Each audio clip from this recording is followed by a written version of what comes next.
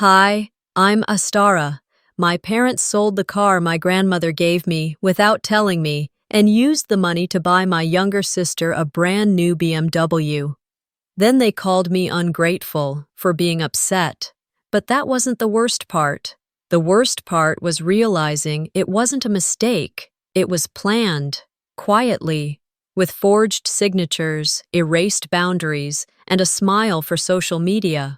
They didn't just take the car, they tried to erase me, and when I finally spoke up, they made me the villain. How do you fight back when your own family rewrites the truth? Do you stay silent, or do you take your story back? I never started my mornings with drama. I'm the type who likes calm, coffee in the same blue mug, radio on low volume, a cardigan even when it's already warm in Sacramento. That particular Tuesday morning felt no different. I slipped on my flats, grabbed my work tote, and headed out like always. I pressed the garage remote once. Nothing happened. The door didn't budge. I pressed again, harder this time, thinking maybe the battery was dying. Still no movement. I sighed, walked over, and manually pulled the garage door handle. It lifted with a creak, and then it hit me like a slap. My car wasn't there. The space was clean. Too clean. Not even a single oil stain left where it always parked. I froze in my tracks. My first thought was theft, but there were no broken locks, no mess. Just absence. I checked my phone for street cleaning notices, tow alerts, something. Nothing. No text from the city, no missed calls from the building manager. I stood there for a few seconds longer, staring at the empty space like it might explain itself. Then I did something I rarely do first thing in the morning. I called my mother. She answered on the second ring, chirpy as always. "Morning, sweetheart. Everything okay?" I didn't ease into it.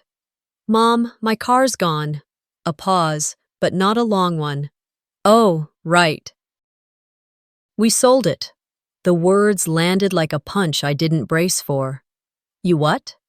"We sold it. Callista needed a better car, safer, more reliable. You know how much she drives now, with all her content shoots and collaborations." My chest tightened. "You sold my car?" "Well, technically it was in your father's name, remember? It made the insurance cheaper. We just finalized the paperwork yesterday." I was silent. She filled the gap. "Sweetie, you mostly work from home, and when you do go out, you always take Uber or ride with Darian. We figured." "You figured I didn't need my car anymore?" Her voice shifted, just a notch. "It was a family decision, and it's not like we used the money for a vacation. We used it to support your sister. You know how much pressure she's under right now. Pressure. As if pressure justified theft." I ended the call, politely, which now, looking back, was more than she deserved. Back upstairs, I sat on the edge of my bed, numb. I opened my phone, mostly out of habit. Notifications fluttered across the screen. Nothing urgent. I tapped on Instagram. There it was. The first post on my feed. Callista, standing in front of a white BMW, grinning ear to ear. Caption: "My new baby. Can't believe how blessed I am. Hatched BMW queen. Hashtag thanks fam." She looked stunning, of course. Always did.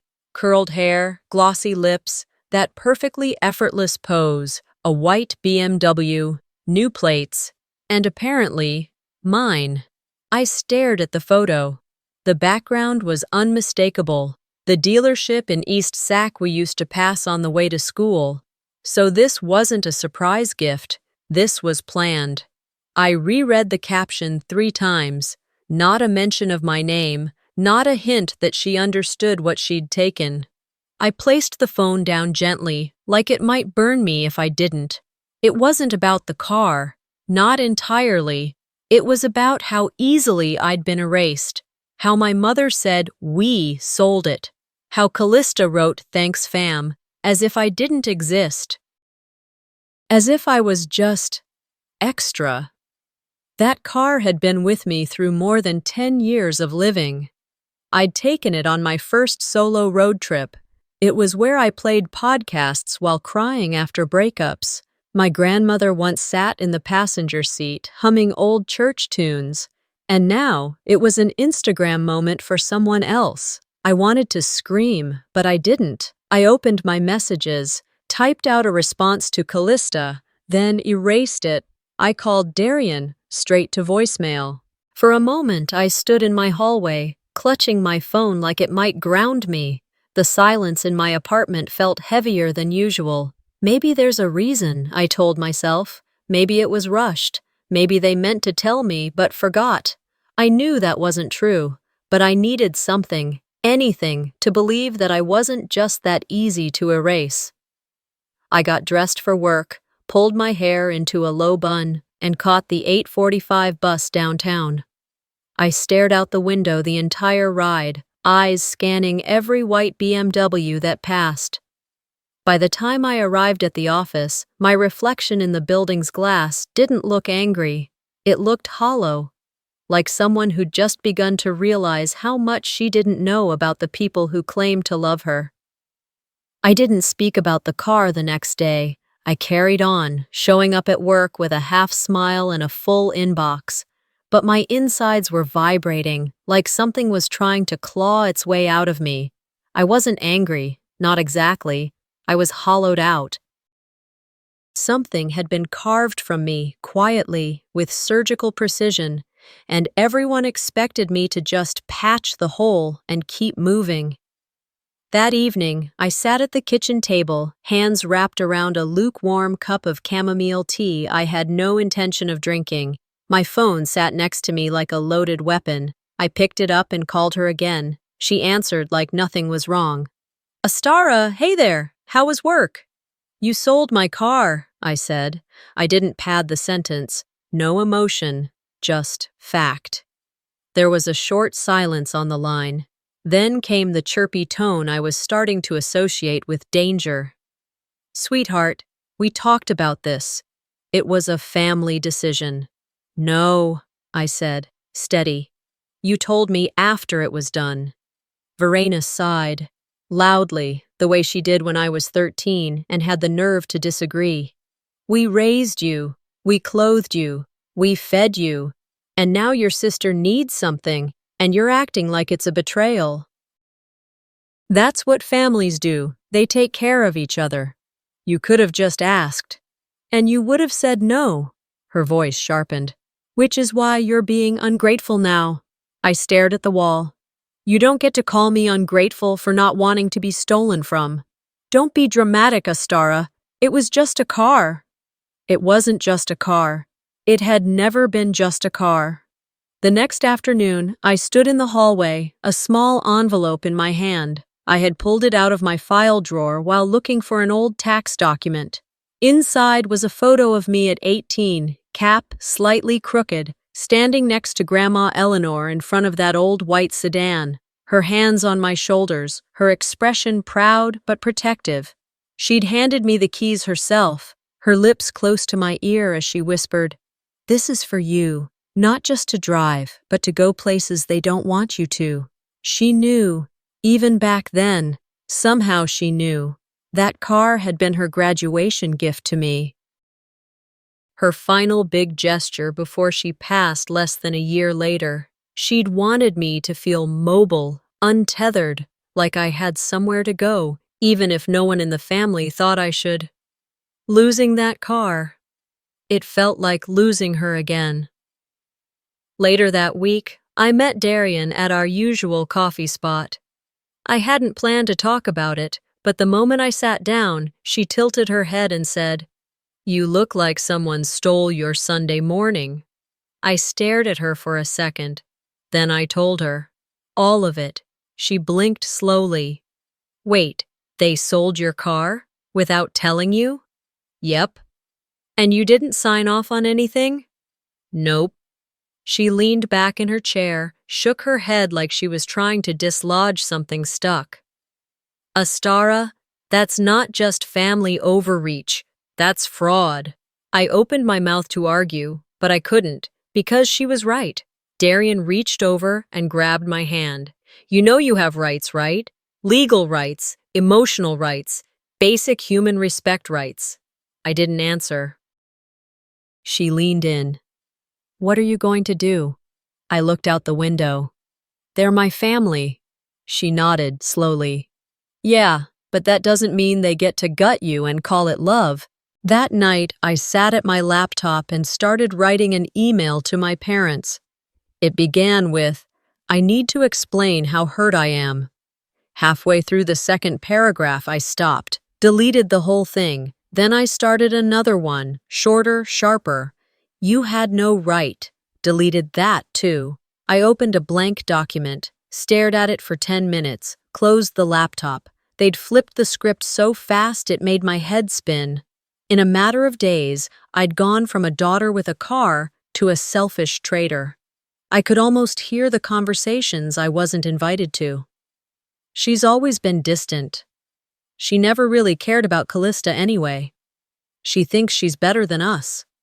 I wasn't sure which hurt more, the theft or the rewrite of who I was. Alone in my apartment, I pulled the photo back out of the envelope. Grandma's smile stared back at me, steady, quiet, unwavering. I pressed it against my chest. Maybe they didn't understand what that car meant to me. But the longer I sat in the dark, the more I realized, of course they did. That's why they took it. 2 days after that phone call, Verena left a voicemail. Hi, honey. We're having a little dinner this Friday. Nothing fancy, just some family, a few cousins from Dad's side. Thought it'd be nice if we could all reconnect. Let me know, okay? Her voice had that careful sweetness, measured and deliberate, the kind you save for when you're sweeping something under the rug and hoping no one sees the lump. I didn't call back right away. I listened to that message twice, then once more the following morning. Something about it felt less like an invitation and more like a setup. But part of me, foolish or hopeful or both, wanted to believe that maybe she meant it. Maybe there'd be a moment where she'd say, we messed up, let's fix this. So I replied with a short text, I'll come. See you Friday. By the time Friday evening rolled around, I'd already rehearsed every possible version of that night. In most of them, I left early and quietly. In some, I stood up and said exactly what needed to be said. In none of them did I imagine what actually happened. When I pulled into the driveway, the yard was already lined with cars. I recognized Aunt Janet's pickup, Uncle Theo's beat-up Ford, and 2 other SUVs that probably belonged to Callista's friends from her yoga group. Inside, the smell of baked ham and garlic bread wrapped around me like memory. The dining room had been rearranged, an extra table added to extend seating, mismatched chairs squeezed together to make it work. Verena wore her favorite hosting apron, the one that said, "Bless this mess." Clyde was carrying a tray of drinks like he always did when guests were around, as if the role of the silent provider made him feel useful. "Look who's here," Verena said when I stepped in, loud enough for the room to hear. "Everyone, Astara made it!" A few heads turned, a couple of half smiles. No one stood up. No one offered a seat. I found one on the far end, next to the wall, already set with cutlery and a glass of water. Callista arrived 20 minutes late. She waltzed in wearing a new dress, cream silk with a neckline that looked expensive. Her hair was blown out, her nails freshly done. She had that glow on her, the kind that wasn't just good lighting, it was attention. She walked past me without a word, hugged everyone else like she was back from a war she'd won. I noticed the keys before she even sat down. BMW. White key fob. She placed it gently beside her plate, like a trophy. Dinner moved along the way it always did. Chatter. Laughter in pockets. Verena pouring extra wine for those who asked. I mostly listened, chewing slowly, trying to time my breathing. Halfway through the meal, just as people were refilling their plates, Verena stood and tapped her glass with a spoon. "Can I just say something real quick?" she said, smile wide, eyes brighter than usual. "Here it comes. I just want to acknowledge Callista tonight. She's been working so hard this past year, building her brand, staying positive, and really putting herself out there. And we're just so proud. So proud." The table clapped, some politely, some more eagerly. I kept my hands in my lap. "She reminds us what drive and grace look like," Verena continued. "She deserves everything she gets." Clyde chuckled. Someone muttered, "Amen."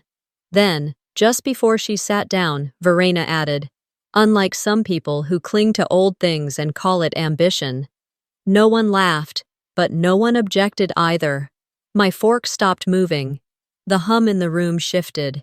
I didn't need her to name me. She already had. I looked across the table.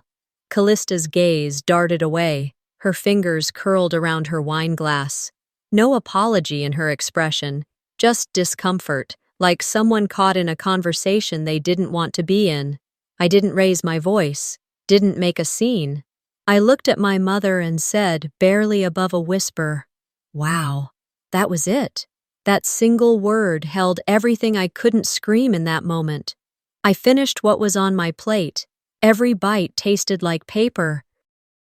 Then I folded my napkin, set it down neatly, and stood up. "I've got an early morning," I said, not waiting for anyone to reply. Verena said, louder than necessary, "See? That's what we mean. So dramatic." No one followed me. No one asked if I was okay. I walked to my car in silence. The air was thick and unmoving, the kind of heavy that doesn't lift, even when you breathe deep. In the driver's seat, I sat for a minute before starting the engine. This wasn't about the car anymore. It hadn't been for a long time. I didn't go straight home after that dinner. I drove around for almost an hour, turning down roads I hadn't taken since high school, letting my thoughts unravel in the dim halo of streetlights. My fingers clenched the steering wheel, not from anger, but because something deep in my gut wouldn't settle. This wasn't impulsive. This wasn't carelessness. Something about all of it, Callista's smooth entrance, the applause, the carefully phrased toast, felt planned. Back in my apartment, I kicked off my shoes, poured a glass of water, and sat at the edge of my bed. My purse sat slouched in the hallway, but I didn't move. Instead, I reached over to the filing cabinet in my nightstand and pulled out a folder I hadn't touched in months, my car documents. The registration was supposed to be in my name. It had been that way since Grandma gave me the keys. I flipped through the papers and paused. The most recent DMV notice wasn't addressed to me, it was to Clyde Whitlow, my father. I blinked, heart quickening. Had they changed the mailing preferences? I logged into the DMV portal with my login credentials, typed in the plate number, and waited. A new window popped up. Current owner, C. Whitlow. Transfer date, March 2nd. I stared at the screen. I hadn't signed anything. I hadn't agreed to a thing. I hadn't even been in the same room when this was decided. My hands were steady, but my breathing wasn't.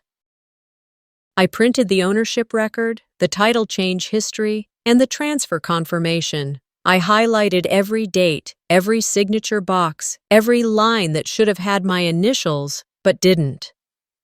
The next morning, after 2 hours of sleep and 3 cups of coffee, I laid everything out on my kitchen table. The DMV copy of the new title, my old registration, my real signature on other documents, the supposed signature on the transfer paperwork. It wasn't mine.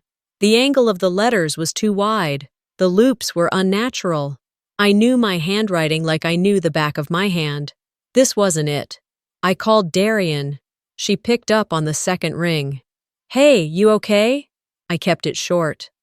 They forged my name. A beat. "On the title?" I nodded, even though she couldn't see me. "They filed the transfer a month ago." The dinner wasn't a celebration, it was a cover. Darian's voice dropped. Astara, this isn't family drama anymore. This is fraud. I know. Please, talk to someone legal. I will. We hung up. I didn't cry. I didn't throw anything. I didn't scream. I walked over to the dining table, sat down, and stared at the manila folder I'd assembled. Then I grabbed my keys and headed back to the house. I didn't knock. I used the side entrance, the one that led to the kitchen. No one was home. Verena was likely at her book club, and Clyde did volunteer work on Saturdays. I wasn't there to confront anyone. I was looking for one thing. In the drawer beneath the microwave, tucked behind the coupon stash, was Verena's planner. A spiral-bound calendar she carried everywhere. It was open to March 2nd, scrawled in red ink, circled twice, transfer title. No question mark, no reminders. Just a task, scheduled and executed. 2 days later, we sat around the dinner table pretending like I was still part of the picture. That evening, I went home with the photocopies, not the original. I wasn't going to give them the satisfaction of knowing I knew. Not yet. I didn't want revenge. I didn't want drama. I wanted accountability. The next day, I called a lawyer, not to sue, at least not yet, but to understand what my options were. I wasn't stupid. I knew California law well enough to recognize what had happened was illegal. More than that, it was personal. They made it look like I gave the car away. They made me seem like the ungrateful one, again. I printed everything, labeled the folder, vehicle transfer fraud, and tucked it in my drawer next to my passport and social security card. This wasn't about family anymore. This was about truth. Saturday morning started slow. I let the sunlight crawl into the apartment before I even moved. There was something therapeutic about the quiet, until my phone buzzed. I didn't recognize the number at first. It was just another bank alert. Subject line, transaction posted. I tapped. A payment of $289.50 had been withdrawn from my checking account. Description, auto insurance, BMW Series 3. I sat upright, the fog of sleep vanishing. My breath hitched as I stared at the details again, trying to convince myself I'd misunderstood. But no, it was real. They were using my bank account to insure her car. I opened my banking app and scanned the linked accounts. Somewhere, sometime, they must have had access. Maybe an old shared authorization from years ago when I'd added my mother as an emergency contact. Now they were using it. I took a screenshot, then another, capturing the time, the payment, the policy ID. Then I called the insurance provider directly, still in my pajamas. The man on the phone was polite, too polite, the kind of voice that says everything with, "I'm sorry, but..." "Yes, ma'am," he said. "According to our system, you're listed as the primary policyholder. The BMW was added last month. Same account on file." "Who added it?" I asked. "Policy changes were submitted online under your profile. You would have used your email and password to access this system." "I didn't," I snapped, "and I want that vehicle removed immediately." He hesitated. "We may need to file a fraud investigation." "You think?" I hung up before he could apologize again. I called Verena. She picked up quickly this time. "Hey, sweetie. Don't call me that. You used my account again." A pause. Then the defensiveness crept in. "It's just temporary. We needed to get the coverage processed. It'll come off next cycle." "You didn't even tell me." Verena exhaled like I was exhausting her. "Astara, you're acting like this is some massive betrayal. It's one transaction." "No," I said, voice low. "It's the third boundary you've crossed in a month, and I'm done." "You're overreacting." "And your respect for me was temporary too, I guess." I hung up before she could answer. I didn't throw things. I didn't cry. I sat down, opened my notes app, and typed out one message. To Verena and Clyde. Any further use of my identity, financial info, or accounts will be considered fraud. I have documentation and will not hesitate to pursue legal action. This is the last warning. I copied Callista on it. Then I logged into every financial account I had and stripped their access. I changed passwords, froze my credit, updated every security question to things no one but me would know. By noon, I'd shut every door they had access to. Darian came by later that evening with takeout and a look that said she already knew. Was it them again? They used my account to insure her BMW, I said, without asking. She stopped unpacking the food. What did you do? I froze everything, sent a warning. Darian nodded slowly. They're not going to stop gently. I know. She sat down beside me. Then make them stop. My phone buzzed. A message from Callista. Just a thumbs up emoji. That was it. No words, no apology, no explanation. Just that smug little icon, like this was all a game she was winning. Verena tried to call after that. I let it ring. My world had shrunk these past weeks.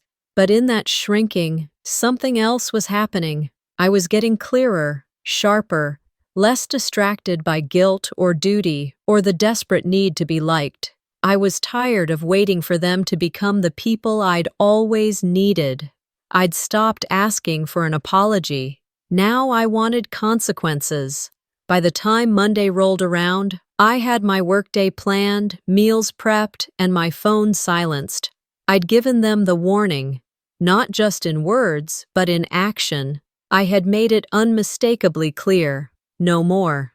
At lunch, I decided to eat outside for a change. I grabbed my salad and sat on the bench behind my office building, scrolling through the usual updates. Weddings, promotions, engagement rings, all the things people post when they want to prove their lives are moving in the right direction. Then I saw it. Callista. Another post. This time, her standing in front of the white BMW, my old car by another name, with her arms around Verena and Clyde. All three of them were smiling like someone had handed them a prize. The caption read, "Forever grateful to the best parents ever. Not everyone understands family." There were hearts, a crying face, dozens of affirming comments. "You deserve it all, babe." That's what real love looks like. Ignore the haters. My stomach tightened, not from envy, not even from pain, but from being erased. They weren't pretending I didn't matter anymore. They were actively rewriting me out of the picture. I didn't think. I just typed, "Don't forget to thank the sister whose car paid for yours." It stayed up for maybe 10 minutes. Then it vanished. A text from Callista followed. "Don't ruin this moment for me, okay?" That was it. No explanation, no apology, no ownership. That evening, I drove over to the house to pick up the last of my childhood things. Verena had boxed some of it months ago. Yearbooks, framed school photos, the ceramic owl I made in 3rd grade. She'd been asking me to get them out of the guest room. I figured now was as good a time as any. The house was quiet when I walked in. The front door had been left unlocked, as if that made it less of a violation. The smell of lemon cleaner lingered in the hallway, almost masking the familiarity that used to feel like home. I moved to the guest room and started packing. I didn't expect to stay long. While reaching for the final box, I heard voices from the hallway. They weren't whispering. "She's always been cold," Verena said. "That's why people don't like her. She thinks saying less makes her better." I froze. Clyde replied with a soft chuckle. "She thinks success makes her worthy. Like the rest of us are beneath her." "I mean, she's just so joyless," Verena continued. "Even as a kid, Never smiled in school pictures, always judging. I didn't move, I didn't breathe. I just stood there, gripping the edge of a cardboard box while their words pressed against the walls like poison. They weren't talking to anyone outside the house. This wasn't a performance for friends or social media. This was who they were when no one was watching. I picked up the box slowly and walked down the hallway, past the kitchen where they now stood with coffee mugs and casual smirks. They didn't see me. I didn't speak. Outside, I placed the box in my trunk. My hands shook, not from hurt, but from clarity. The truth was no longer hiding behind excuses. When I got home that night, I deleted every family contact from my phone. Photos, threads, group chats, gone. My address book felt lighter. So did I. Darian came over the next day with a printed draft of a cease and desist letter from her cousin, a paralegal. She handed it to me with a simple, "I figured you'd need this." I scanned it. It wasn't aggressive, it was firm, clear. It established boundaries and gave consequences. "This is not just about a car," I said. "I know," Darian replied. "It never was." That night, I pulled out my old journal, not the one where I used to write poems about college boys and record dreams. This one had a different purpose. Every screenshot, every voicemail, every email or statement, printed, dated, categorized. I wasn't collecting memories. I was building a case. I didn't post about it. I didn't subtweet or share cryptic stories. The silence I'd been trained to keep since childhood had turned into my defense. Because the truth doesn't need to shout. It just needs to be heard by the right people. They weren't afraid of losing me because they never thought I'd leave. That night, I turned off the porch light and closed the blinds. I didn't want the outside world peeking in, not the neighbors, not the moonlight, and especially not them. I had just finished filing away the cease and desist letter when my phone lit up. Verena. Again. I let it ring once, twice. Then answered. Her voice came through sharp. "How could you bring lawyers into this?" I stayed quiet. "After all we've done for you," she continued, her tone trembling, not with sorrow, but with insult. I didn't raise my voice. I didn't match her volume. "You forged my name," I said, "and took what was mine. You're blowing things out of proportion. It's called theft." "We're your parents," she snapped. "This isn't how family handles things." "No, it's how decent people handle fraud." There was a pause. I could hear her breathing, heavy and uneven, like she was holding back something mean. Then she hung up. I stared at the phone for a beat, then set it down gently. The next morning, I opened Facebook just to check an event invite from work. The first post on my feed was from Verena. It read, "Being a parent doesn't come with gratitude, only judgment. Some people forget who held them through the night when they were sick." A blurred childhood photo accompanied it. Me in her arms at a park, maybe 2 years old. The comments were worse. "You've always been an incredible mom." "She'll come around." "Kids today don't appreciate anything." Callista shared it, adding a single sad face emoji. It was impressive, really. The performance. The framing. The masterful spin of making me look like the villain who betrayed the loving, sacrificing mother. By that afternoon, my inbox held a few cold messages from people I hadn't spoken to in years. "Is it true you're suing your own family? Hope you're happy breaking your mom's heart." "Not cool, Astara. You used to be so grounded." I didn't respond. I archived every message. The family group chat was still buzzing. Pictures of holiday prep, a forwarded meme about stubborn daughters, even a poll about who'd bring dessert to Thanksgiving. No one tagged me. I didn't reply. I didn't leave the group. I just watched. The next day, Aunt Mel messaged me privately. We're trimming the list for Christmas Eve dinner. It might be better if things cooled down before you come. Aunt Mel, the one who always gave me the extra cookie, the one who knew how much that car meant to Grandma. I didn't answer her either. Friends from high school slowly stopped liking my posts. A few unfollowed. One blocked me altogether after resharing Verena's post with a quote, "Some people are broken, some just forget who held the glue." It didn't hurt as much as I thought it would, because it wasn't loss, it was exposure. Later that week, Darian showed up with 2 coffees and a yellow legal pad. She didn't ask, she didn't need to. "You're not losing people," she said as she sat down. "You're losing illusions." I let her words settle in. They told you for years that being quiet made you good, that staying silent kept peace. What they really meant was, it made you easy to control. I nodded. She slid the pad toward me. "You need to write a statement, not for them, for anyone watching who doesn't know the truth."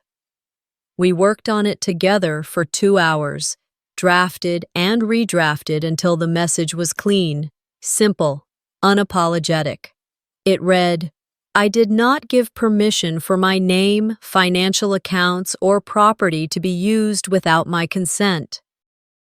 I am no longer associated with the individuals involved. This was not a family misunderstanding. This was exploitation, and I will respond accordingly." I posted it on my personal page, no hashtags, no pictures, just black text on a white background. The fallout was immediate.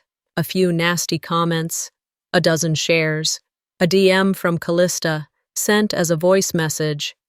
"You had to make it public. You couldn't just let this be. You're unbelievable."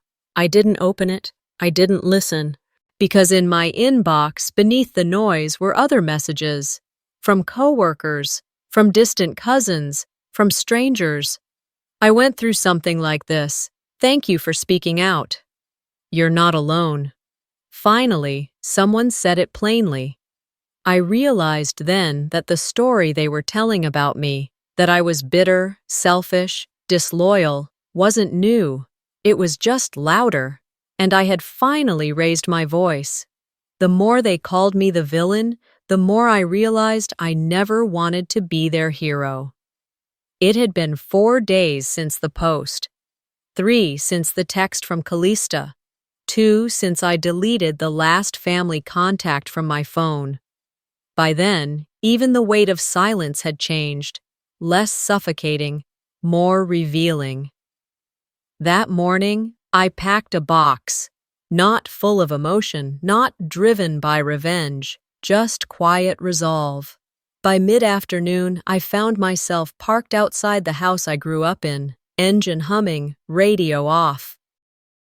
It was strange how a driveway could still feel like a threshold to something sacred and stained all at once. No cars in sight. The garage door was closed. No signs of anyone home. I stepped out, holding a small cardboard box. It was light in weight but dense in meaning.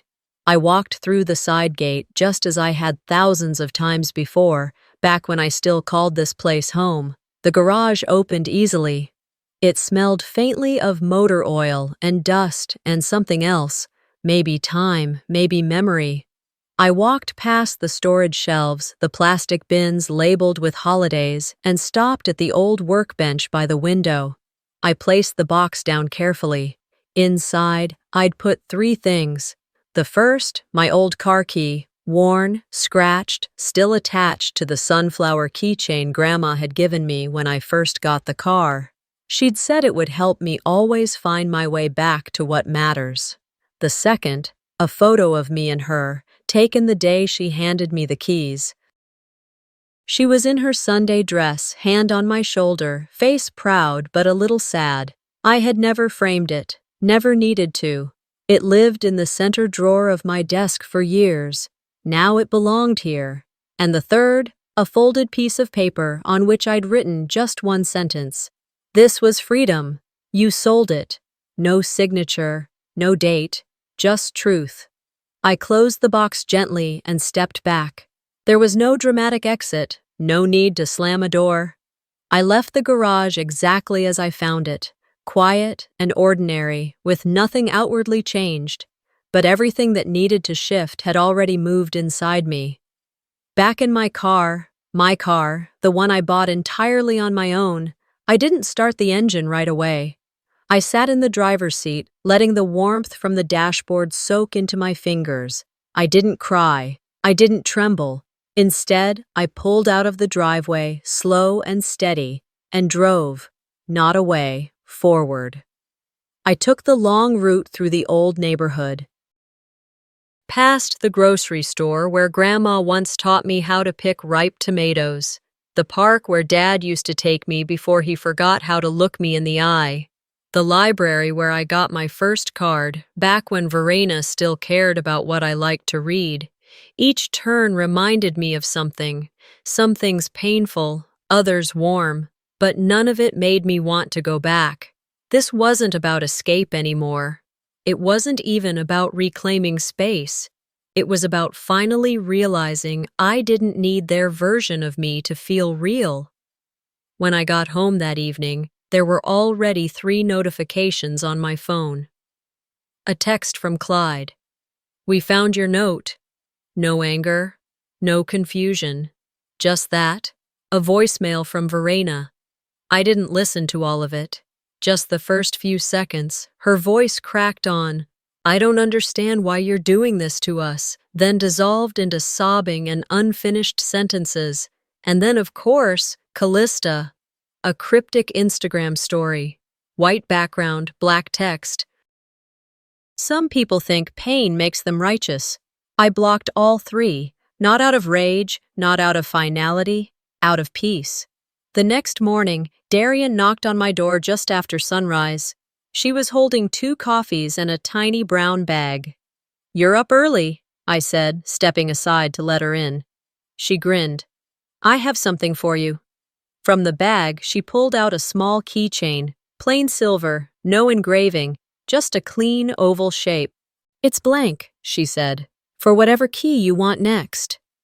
I turned it over in my hand, feeling the cool metal press into my palm. "I was thinking," I said, "maybe a new apartment, or just a better story." She raised her cup in a mock toast. "To both." We sat by the window in comfortable silence, watching the sun rise over the rooftops, sipping coffee that tasted like endings and beginnings all at once. They can keep the car. I took back something far more powerful, my story. 2 weeks had passed since I left the box in the garage. Since then, my days moved like molasses, slow but sweet in their stillness. I wasn't rushing anymore. I wasn't reacting. I was simply living. That Tuesday morning, I walked out of the coffee shop on the corner of 8th and L Street. I had just picked up my usual medium roast, splash of oat milk, and stepped into the crosswalk when I saw it. A white BMW turned onto the street, its polished exterior catching the light just right. It was the car. Not mine anymore, but still unmistakable. Behind the wheel was a young woman I didn't recognize. Sunglasses, ponytail, chewing gum like she owned the road. My chest clenched for a moment, a reflex born from habit. But then it passed, like a breeze through an open window. I exhaled and kept walking. It no longer belonged to me, not the car, not the ache. Back at home, my phone sat quiet on the counter. No missed calls, no unread texts. The inbox had grown oddly still since I stopped responding. There were occasional messages from extended relatives, generic holiday greetings, an aunt asking for a cookie recipe, nothing about the past, nothing about the box, and not a word from Verena, Clyde, or Callista. That silence used to feel like punishment. Now it felt like peace. Some nights, the silence would stretch too long, and I'd catch myself wondering, Do they miss me? Do they regret anything? But it never lasted. Darian asked me once, over dinner, "Do you miss them?" I took a long breath before answering. "Sometimes," I said, "but not how they were, just the version I hoped they could be." We didn't talk much after that. We didn't need to. Therapy helped. I wasn't doing the work to forgive them. I was doing the work to free myself. I learned that grief doesn't always need a neat bow, that some stories are only complete when you stop looking for perfect endings. In early spring, I signed the lease on a small home in East Sacramento. Nothing fancy. 2 bedrooms, a patch of backyard, and enough sunlight in the mornings to make coffee taste better. I adopted a rescue dog. Her name is Mabel. She's quiet, like me, and doesn't care about my last name. One Saturday, I changed the last of my legal documents: driver's license, bank records, emergency contacts. I untethered myself from them, paper by paper. Every morning, I'd open the curtains and watch the light stretch across the kitchen floor. I didn't smile every day, but when I did, it was mine. Not performative, not strategic, just mine. One afternoon, while cleaning out the drawer by my bed, I found the journal again, the one where I used to write in the dark. I opened it to the first page, still there, in black ink. "Don't let them name your pain." It felt right, but it needed more. So I picked up a pen and added, just below it, "But you get to name your healing." And I did. They stole a car. I reclaimed my freedom. Sometimes walking away isn't the end. It's the beginning of respecting yourself. This story wasn't just about a car. It was about how easily family can cross the line when you stay silent too long. When loyalty becomes a trap, choosing peace over proximity might be the bravest thing you can do. Have you ever been blamed for protecting your own boundaries? Tell me in the comments. I'd love to hear your story. And if this resonated with you, don't forget to like, share, and subscribe for more real-life family stories that hit close to home.